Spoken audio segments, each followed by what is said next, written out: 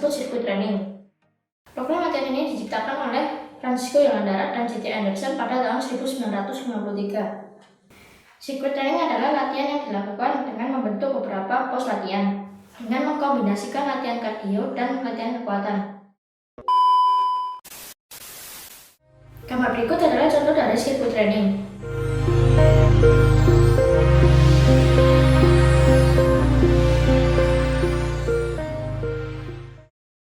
Setelah melihat gambar tadi, mari kita praktekkan contoh tersebut.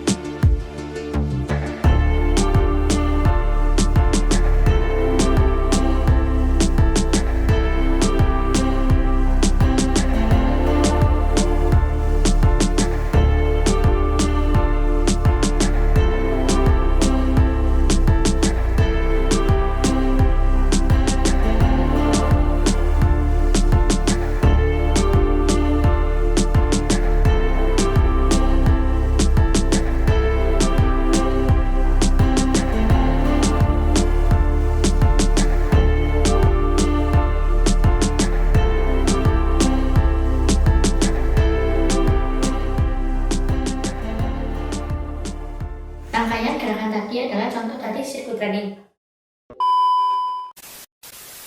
Sirkuit training bisa dilakukan 2 kali atau lebih dalam satu waktu, tentunya dengan jeda atau istirahat sejenak.